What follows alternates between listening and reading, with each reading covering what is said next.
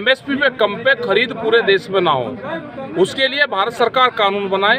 आज भी 25,000 ट्रैक्टर दिल्ली के चारों तरफ लगे हुए हैं। हमको एक दिल्ली पटना को बनाना पड़ेगा।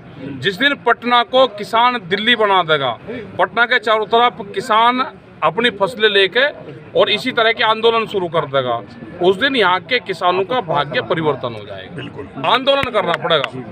धन्यवाद। नमस्कार, आप देख रहे हैं जिला टॉप देसी खबरें। और जो बहुत बड़ी खबर है वो किसान आंदोलन से संबंधित है। किसान आंदोलन के सबसे बड़े नेता राकेश टिकैत आज पहली बार बिहार में गरजे। जी हाँ, रोहतास जिले के कराहगढ़ में उन्होंने किसान महापंचायत को संबोधित किया। राकेश टिकैत सड़क मार्ग से कराहगढ़ पहुंचे थे और उन्होंने बिहार के किसानों को पहली बार आज कराहगढ़ में संबोधित किया।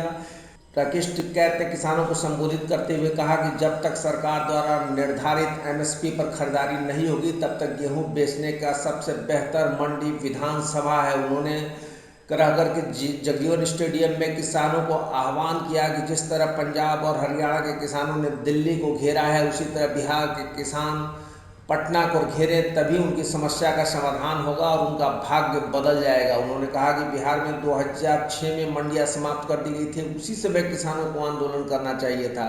राष्ट्रीय आंकड़े बताते हैं कि देश में सबसे खराब स्थिति बिहार के किसानों की है।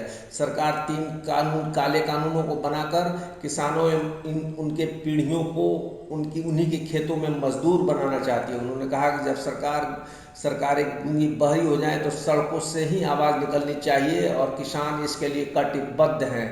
किसान ट्रैक्टरों के ट्रॉलियों में गेहूं भरकर पटना विधानसभा के लिए कूच करे और जब तक उन्हें दाम नहीं मिलता, एमएसपी नहीं मिलती है, तब तक विधानसभा से बेहतर मंडी कोई नहीं है। रास्ते में पुलिस या किसी विभाग के अधिकारी रोकने का प्रयास करें तो संबंधित अधिकारियों को गेहूं की खरीदारी करनी होगी। उसके लिए घर घर से किसानों और नौजवानों को आंदोलन के लिए बाहर निकलना होगा। जब तक किसान और नौजवान घरों से बाहर नहीं निकलेंगे, इसका समाधान संभव नहीं है।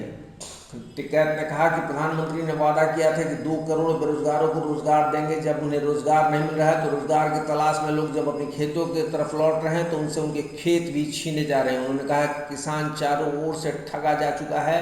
कोर्ट से किसानों को कोई फायदा नहीं होने वाला है। कोर्ट के न्यायाधीशों को राजनीतिक चस्का लग गया है।